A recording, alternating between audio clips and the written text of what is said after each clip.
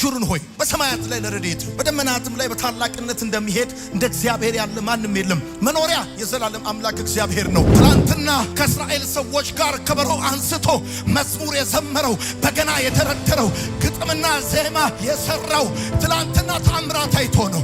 ዛሬ ግን ታምራት አይቶ አይደለም። ትሞታለህ ተብሎ ነው። ጨርሳል ተብሎ ነው። ከዚህ በኋላ ከነዓን አትገባም ተብሎ ነው። ከነዓን ብገባም ባልገባም ስላንተ የምቀይረው ዲፊኒሽን የለም። ድንቅ ለማየት ፍለጋ ሌላ ቦታ እንዳትሄዱ። ሕይወታችሁ ራሱ ድንቅ ነው። ተአምር ነው። ተአምር ነው። ዛሬ በሕይወት መኖራችሁ ድንቅ ነው። ዛሬ በሕያዋን መካከል መገኘታችሁ ድንቅ ነው። ዛሬ ከአፈር በታች አለመግባታችሁ ድንቅ ነው።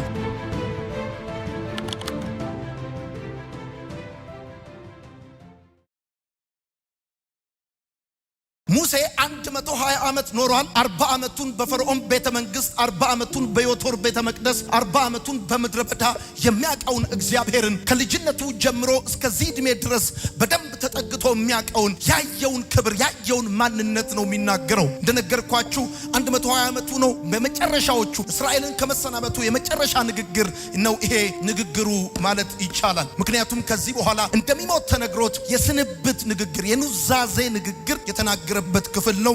ይሄ ክፍል ይሹርን ሆይ በሰማያት ላይ ለረድኤት በደመናትም ላይ በታላቅነት እንደሚሄድ እንደ እግዚአብሔር ያለ ማንም የለም። መኖሪያ የዘላለም አምላክ እግዚአብሔር ነው። ምናልባት እኖርበታለሁ ብለህ ተስፋ ያደረግከው ማርና ወተት የሚያፈስ ምድር ሊሆን ይችላል። ኖ ያንተ መኖሪያ ግን ማርና ወተት የሚያፈሰው ከነዓን ብለህ የጠበቅከው ለአባቶች ለነ አብርሃም ለነ ይስሐቅ ለነ ያዕቆብ ቃል የተገባው ምድር ሳይሆን እግዚአብሔር ራሱ ነው ብሎ የሚናገርበት። በሌላ ቦታ ደግሞ በመዝሙሩ ሲናገር ምን ይላል? አቤቱ ከአማልክት መካከል እንዳንተ ያለ ማን ነው? በቅድስናው የተፈራ በምስጋናው የከበረ ድንቅን ደግሞ የሚሰራ እንዳንተ ያለ ማን ነው ብሎ ይናገራል። ሙሴ እንደ እግዚአብሔር ያለ ማንም የለም ሲል ሁለት ጊዜ ይናገራል። አንድ ጊዜ የኤርትራ ባህር ተከፍሎ ፈረስና ፈረሰኛ በባህር ሰምጦ ድንቅና ተአምራት አይቶ ካየው ተአምራት የተነሳ አቤቱ ከአማልክት መካከል እንዳንተ ያለ ማን ነው? ሌሎቹ ጥጃ ናቸው፣ በእጅ የተሰሩ ናቸው። ሌሎቹ ዓይን አላቸው ግን አያዩም፣ እጅ አላቸው ግን አይሰሩም፣ እግር አላቸው ግን አይራመዱም። አቤቱ ከአማልክት መካከል እንዳንተ ያለ ማን ነው? በቅድስናው የከበረ በምስጋናው የተፈራ ድንቅ የሚያደርግ ተአምራት የሚያደርግ ሊኪዱን እንደ ሶሊድ የሚያቆም ፈረስና ፈረሰኛው በባህር የሚያሰጥም ከፈርዖንም የተመረጠው 300 ወታደር ሰረገላ ያለው ብርቱ ወታደር ወድቆ ተሰነካክሎ ታች መቃብር ሲገባ ተመልክቶታል። እንዳንተ ያለ ማን ነው ብሎ ይናገራል። ሙሴ በዘጸአት መጽሐፍ ምዕራፍ 15 ላይ አቤቱ ከአማልክት መካከል እንዳንተ ያለ ማን ነው ብሎ የተናገረው ተአምራት አይቶ ነው። እንዳንተ የለም ያለው ተአምራት አይቶ ነው። ዛሬ ግን እንደ እግዚአብሔር ያለ ማንም የለም የሚለው ተአምራት አይቶ ሳይሆን ትሞታለህ ተብሎ ነው። ምን ማለቱ ነው? የነገው እንኳን ቢቀር የትላንትናው በቂ ነው። ትላንት በሕይወቴ የሆነልኝ በቂ ነው፣ የተደረገልኝ በቂ ነው። በቂ ነው የሚል ሰው ካለ አሜን ይበል። ትላንትና ያየሁት ቸርነት፣ ያየሁት መልካምነት፣ ያየሁት ደግነት በቂ ነው የሚል ሰው ካለ አሜን ይበል። ትላንትና ከእስራኤል ሰዎች ጋር ከበሮ አንስቶ መዝሙር የዘመረው በገና የተረተረው ግጥምና ዜማ የሰራው ትላንትና ታምራት አይቶ ነው። ዛሬ ግን ታምራት አይቶ አይደለም። ትሞታለህ ተብሎ ነው። ጨርሳል ተብሎ ነው። ከዚህ በኋላ ከነዓን አትገባም ተብሎ ነው። ከነዓን ብገባም ባልገባም ስላንተ የምቀይረው ዲፊኒሽን የለም። አንተ እግዚአብሔር ነህ። እንዳንተ ያለ ማንም የለም። 40 ዓመት በፈርዖን ቤተ መንግስት ኖሬ ጠቢባኖችን አይቻለሁ፣ ነገስታትን አይቻለሁ። ከነዛ ነገስታት መካከል በቅድስና የከበረ እንዳንተ ያለ ማንም የለም። በምስጋና የተፈራ እንዳንተ ያለ ማንም የለም። የነገው እንኳን ቢቀር የትላንትና በቂ ነው ማለቱ ነው ሙሴ። የነገው ቢቀር ይደረግልሃል ያልከኝ ባይደረግልኝ፣ ይሰጣል ያልከኝ ባይሰጠኝ፣ ይሆንልሃል ያልከኝ ባይሆንልኝ፣ ይመጣል ያልከኝ ባይመጣ አቤቱ ይሹርን ሆይ በሰማያት ላይ ለረድኤት በደመናትም ላይ በታላቅነት እንደሚገሰግስ እንደ እግዚአብሔር ያለ ማንም የለም። በባለፉት የክርስትና ሕይወታችን የገባንና የደመደምነው አንድ ጉዳይ ነው። እንደ እግዚአብሔር ያለ ማንም የለም። እንደ አምላካችን ያለ ማንም የለም። እንደ ጌታችን ያለ ማንም የለም። ቢሆን ባይሆን ቢመጣ ባይመጣ ብገባ ባልገባ ወዳጆቼ ከነዓንን አየኋት፣ ከነዓንን ተመለከትኳት። ማር ታፈሳለች፣ ወተት ታፈሳለች የተባለችው ምድር እንደዚህ አሻግሮ እየተመለከታት ላለፉት ረጅም ዓመታት ከዘፍጥረት መጽሐፍ ምዕራፍ 15 ጀምሮ ለአባቶቻችን ለነ አብርሃም የተገባውን የተስፋ ቃል ፍጻሜ አሻግሮ እያየን ደስ ያለ። አትገባም ብለኸኛል። አልገባም። አዎ አልገባም። እዚህ ግን አንድ ነገር አውቃለሁ፣ አይነጻጸርም፣ ካንተ ጋር አይወዳደርም፣ ካንተ ጋር አይስተካከልም። እግዚአብሔር ነው። ወዳጆቼ ሄሎ፣ የምንቀይረው ዲፊኒሽን የለንም። የምንቀይረው ብንቀይረው ምንም ትርጉም የለንም። ትላንትም እግዚአብሔር፣ ዛሬም እግዚአብሔር፣ ነገም እግዚአብሔር። ልንክደው የማንችለው ዲናይ ልናደርገው የማንችለው ያየነው ቸርነት አለ፣ ያየነው በጎነት አለ፣ ያየነው መልካምነት አለ። መዝሙር አንቀይርም ብራዘር፣ መዝሙር አንቀይርም፣ ስብከት አንቀይርም። እግዚአብሔር ነው። እሱ እግዚአብሔር አምላካችን እንደ እግዚአብሔር ያለ ማንም የለም። ወንዶችን አይተናል፣ ሴቶችን አይተናል፣ ሀብታሞችን አይተናል፣ ድሆችን አይተናል፣ ከፍታን ዝቅታን አይተናል። እንደ እግዚአብሔር ያለ ማንም የለም። እንደ አምላካችን ያለ ማንም የለም። ሙሴ እውነቱን ነው። እርሱ ከሰማያት በላይ ነው ርቀቱ፣ ከባህር በላይ ነው ጥልቀቱ፣ ከአድማስ በላይ ነው ስፋቱ። እሱ የማይሾሙት ንጉሥ ነው፣ የማይጨብጡት እሳት ነው። እሱ የነገሥታት ንጉሥ ነው፣ የጌቶች ጌታ ነው። በጣም በእነዚህ ጥቂት ዓመታቶች ስለ እግዚአብሔር ዲፊኒሽን የቀየሩ ሰዎችን አይተናል። እንደዚህ የሄደ ሰው እንዴት እንደዚህ ይዞራል? አንተ መታጠፊያ ጠብቀህ ትታጠፋለህ እንጂ መንገዱ ሳይታጠፍ ትታጠፋለህ እንዴ? ያድናል ብለህ ዘምረህ፣ አዳኝ ነው ብለህ፣ ፈዋሽ ነው ብለህ፣ ጌታ ነው ብለህ የነገው እንኳን ቢቀር የትላንቱ በቂ ነው። ትላንት በሕይወታችን የተደረገው የቀመስነው ፍቅር፣ የበራልን ብርሃን፣ የዳንበት እውነት፣ የመጣልን በረከት በቂ ነው። ትላንት በሕይወታችን የተደረገው እንኳን በቂ ነው። አሁን እዚህ ጋር መኖር ታቆማላችሁ ብንባል የቀረብን የለም የሆነልን እንጂ ትርፍ ነው እጃችን የገባው፣ ለዘላለም ነው በልባችን የፈሰሰው። ኢየሱስ ጌታ ነው ሚል አሜን ይላል። ምን መሰላችሁ እያለ ያሉ ይሽሩን ሆይ በሰማያት ላይ ለረድኤት ማለት ምን ማለት መሰለ? ሕዝቡ ሊረዳ በሰማይ ነው የሚኖረው ማለት ነው ትርጉሙ።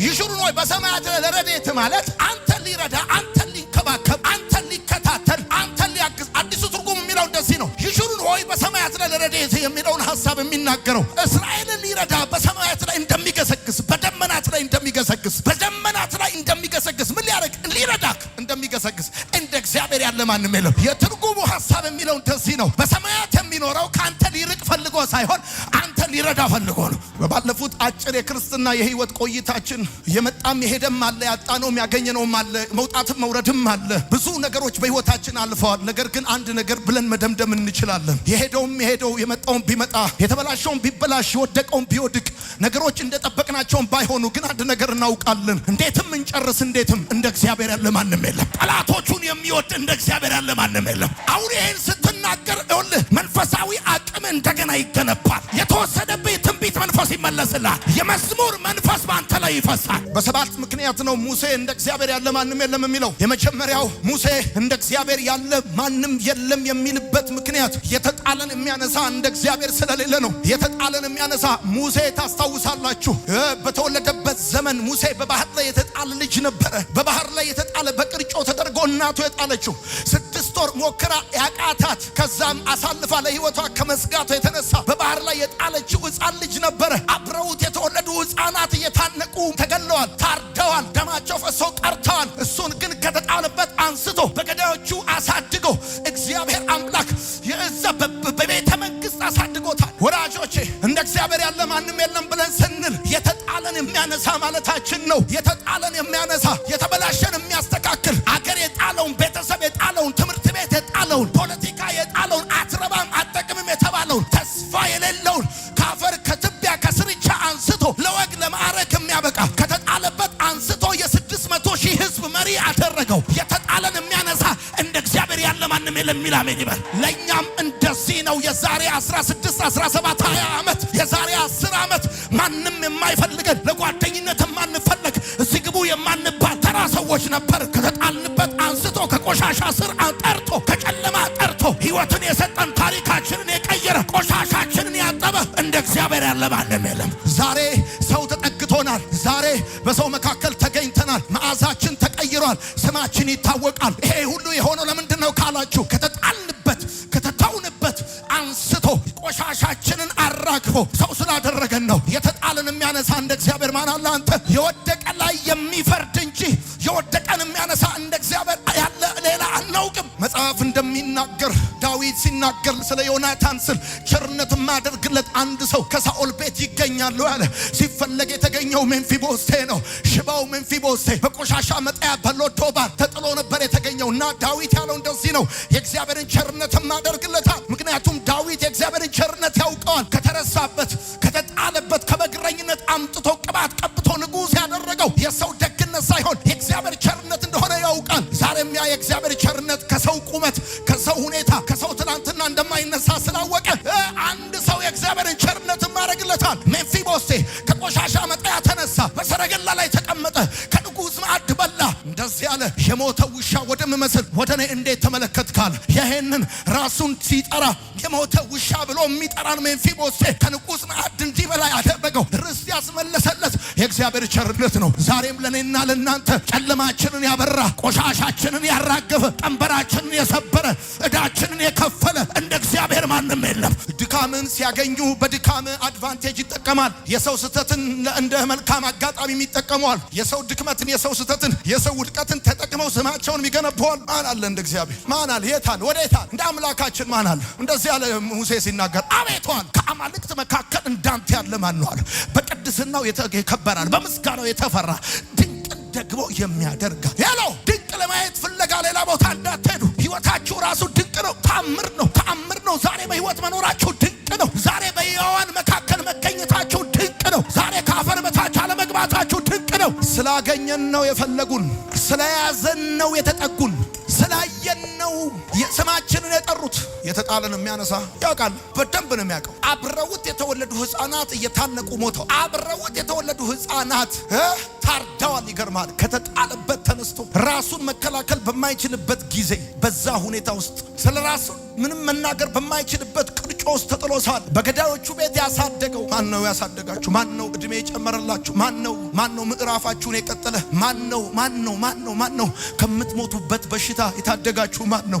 ማን ነው? በገባችሁበት በዛ ተይዛችሁ እንዳትቀሩ ያደረጋችሁ ማን ነው? ማን ነበረ? ማን ነበር ከናንተ ጋር? ማን ነበር ያኔ? ማን ነበር አይዟችሁ ያላችሁ? አረ እንደ እግዚአብሔር ያለ ማንም የለም። እንደ እግዚአብሔር ያለ ማንም የለም። ሌላ ማንም የለበትም። በኔ ታሪክ፣ በኔ ህይወት፣ በኔ ቤት ማንም የለበትም ከእግዚአብሔር በስተቀር። የተጣለን የሚያነሳ እንደ እግዚአብሔር ማንም የለም። ሁለተኛ ሙሴ እንደ እግዚአብሔር ያለ ማንም የለም ያለበት ምክንያት የብቸኝነት ጊዜ ወዳጅ እንደ እግዚአብሔር ያለ ማንም ስለሌለ ነው። ማን አለ? ታስታውሳላችሁ?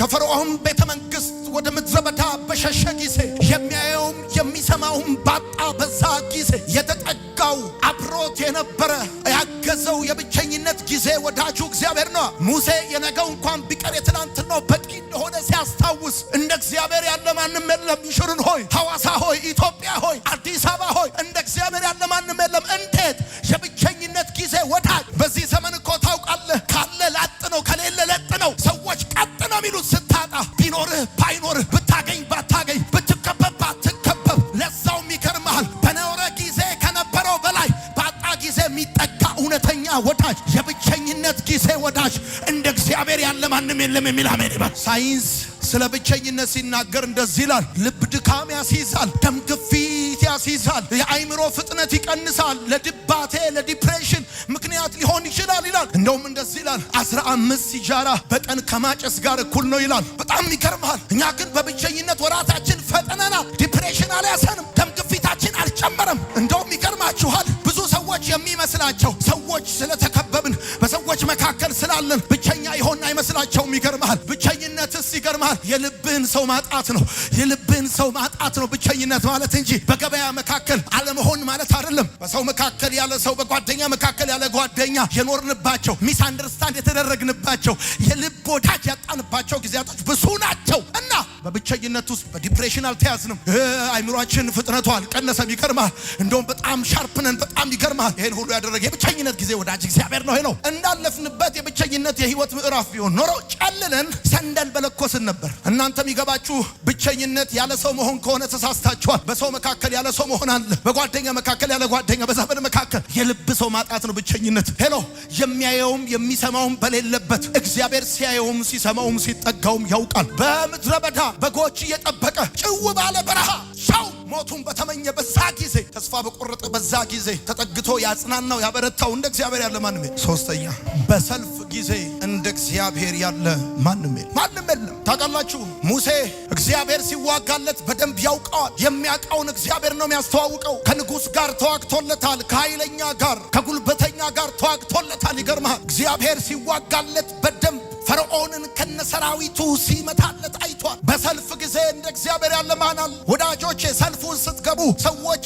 የስትራቴጂ ለውጥ ያደረጉና ያፈገፍጋል። የሆነ የህይወት ማዕበሉ ስትገቡ፣ የሆነ ተግዳሮቱ ስትገቡ የሚያውቋችሁ እንደማያውቋችሁ ይቀየራል። ዓለም ሁሉ ለእናንተ ሲያጨበጭብ አብረዋችሁ የነበሩ ሰዎች ዓለም ሁሉ በእናንተ ላይ ድንጋይ ሲያነሳ ሐሳብ ይቀይራል። በሰልፍ ጊዜ የሚሰለፍ የሚዋጋ ተዋግቶለታል እግዚአብሔር። ይገርምሃል፣ እግዚአብሔር ብቻ ነው ተዋጊ፣ ሌላው አዋጊ ነው። ይገርምሃል፣ እኔ የማውቃቸው በጠቅላላ አዋጊዎች ናቸው። ተዋጊ እግዚአብሔር ብቻ። ሰውና ሰው የሚያዋጉ፣ አገልጋይና አገልጋይ የሚያዋጉ፣ ጎረቤትና ጎረቤት የሚያዋጉ በጣም ብዙ ናቸው። የሚዋጋ ግን አንድ ብቻ ነው። እግዚአብሔር ተዋጊ ነው፣ ስሙም እግዚአብሔር ነው። ይሄ ማታ እግዚአብሔር በግርማው የሚወራበት ማታ ስለሆነ ኖርማል ሆነ ቁጭ ብላ አቴያሚን ባል ሲዋጋለት ያውቀዋል። እግዚአብሔር ተዋግቶለታል። ከኃይለኛ ጋር ከነገስታት ጋር ተዋግቶለታል። እኔ ነኝ በደንብ አድርጋችሁ ሄሎ እኔ ነኝ በደንብ ተመልከቱ። ይገርማችኋል፣ ካልተከላከልነው ቀስት ነው ድነን በህይወት ያለ ነው። ከሩቅ ከተወረወረ ቀስት እንዳይመስላችሁ። ሳኦል በዳዊት ላይ የወረወረው ከሩቅ እንዳይመስል ከቅርብ ነው። ዛሬ በህይወት የኖር ነው እግዚአብሔር ተዋግቶልን ነው። ስንት አለ መሰለ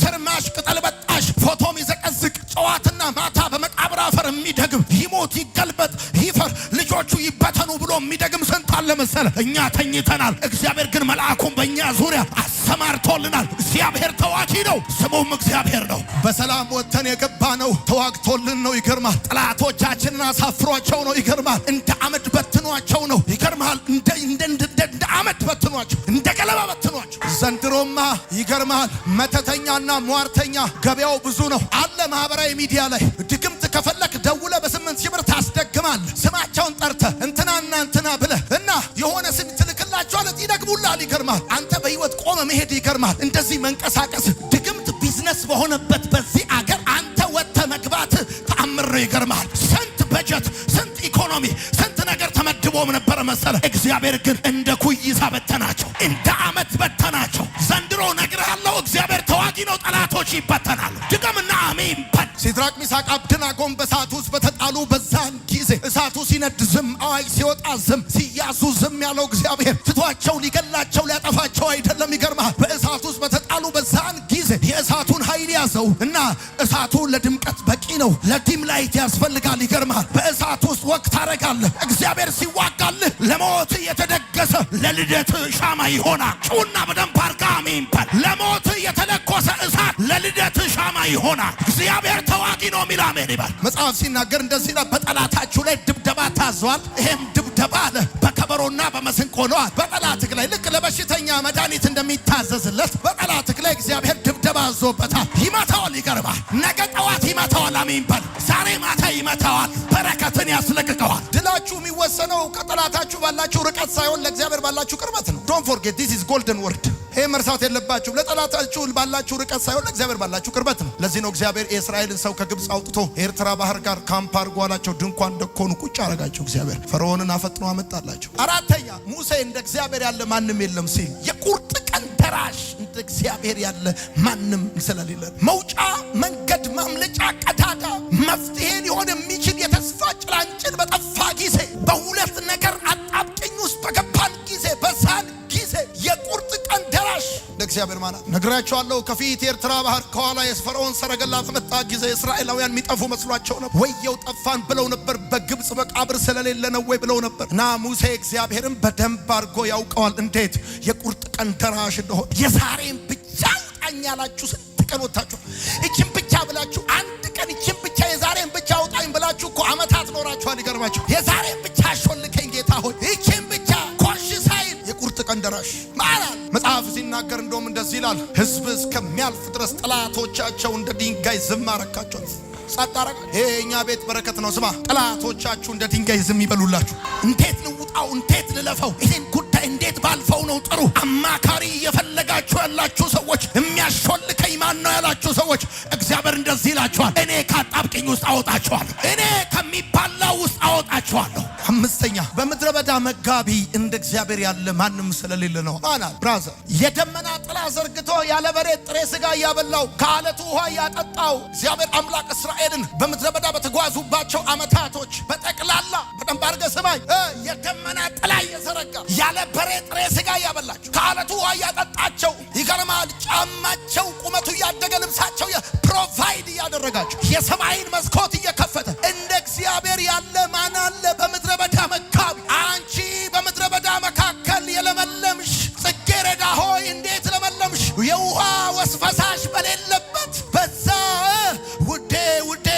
እሱ የህይወት ውሃ ሆኖልኝ ነው የለመለምኩት። ይገርማል። ብዙዎቻችሁ እኮ ይገርማችኋል፣ ባጣችሁ ሰሞኑን የገዛችሁት በሌላችሁ ሰሞን እኮ ነው የከበራችሁት። ይገርማችኋል። ለምን ሲባል እግዚአብሔር የምድረ በዳ መጋቢ ነው። አሜን በል። የምድረ በዳ መጋቢ፣ የብቸኝነት ጊዜ ወዳጅ፣ በሰልፍ ጊዜ በጦርነቱ ስትገባ አብሮክ የሚቆም ከተጣልክበት የሚያነሳ እንደ እግዚአብሔር ያለ ማን? በልታችሁ ያደራችሁት፣ ወጥታችሁ የገባችሁት፣ ለብሳችሁ የሞቃችሁ እንደ እግዚአብሔር ያለ ማን? ስድስተኛ ጸሎትን የሚመልስ እንደ እግዚአብሔር ያለ ማንም የለም። ቢያማችሁ ሐኪም ይሰማችኋል፣ ግን አይሰማው። ችግራችሁ፣ ጭንቀታችሁ፣ ህመማችሁ እሱን የሚሰማችሁ ብቻ ሳይሆን እሱ የሚሰማው ጭምር፣ ህመማችሁ የሚሰማው ጭምር። እንደ ሰው አስተካክለ አውርተ አጣሞ ነው የሚሰማው። እግዚአብሔር ግን አጣም አውርተ አስተካክሎ አቃንቶ ወይኔ እንዲህ ሊል ፈልጎ ነው ልጄ ብሎ ብዙዎቹ ንግግሮቻችን ለአምላካችን ብቻ ነው የሚገቡት። ለዛውም ይገርማል፣ ዝምታችንን የመዝሙር ያህል ነው የሚሰማው። ሄሎ ቋንቋ በምናጣለት የህይወት ማዕበል ውስጥ ህይወት ውስጥ ሁኔታው ስንገባ በቃ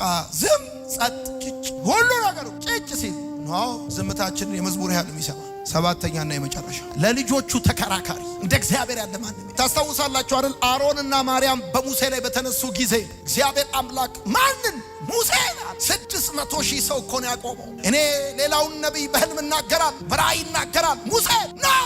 ማርያምና አሮን በሙሴ ላይ በተነሱ ጊዜ ነው ተከራከረ። በፍጹም ባሬ ታውቃላችሁ፣ ተከራክሮልን እኮ ነው የኖረው። ለልጆቹ የሚከራከር እንደ እግዚአብሔር ማለት ተከራክሮላችሁ ነው። ይቁም ሲል አይቆምም፣ በቃው ሲል አይበቃም። በሱ የጀመርኩት ገና የምሰራው ምቀጥለዋል ነው። ለልጆቹ የሚከራከር እንደ እግዚአብሔር ማለት ተከራክሮላችሁ። ያገለገሉህም ያገለገልካቸውም ይነሱባት። መገረም የለብህም አንተ። ዋናው ጉዳይ ተከራካሪ አለ። እቺ ስማኝ፣ ስለ አንድ ነገር ሁለት ሰው ያወራ። አንተ ዝም ካልክ ሰማይ ያወራል፣ አንተ ካወራ ሰማይ ዝም ይላል። ስለዚህ በደንብ እንዲያወራልህ ከፈለክ አንተ ዝም ነው ማለት። ኢየሱስ ጌታ። ኤክስፕሌን ለማድረግ መሞከር የለብህም። ሰማይ ኤክስፕሌን ያደርግልሃል። ግን ለልጆቹ የሚከራከር እንደ እግዚአብሔር ማለት ነገ ጠዋት ምን ይሆናል መሰል እበለኝ። ይኸውልህ ተሰብስበው ሲነጋገሩ በአንተ ዙሪያ ተጣልተው ይለያያሉ። ምን እንዳጣላቸው አይታወቅም። ሰማይ በመካከላቸው ጠብ ይዘራባቸው።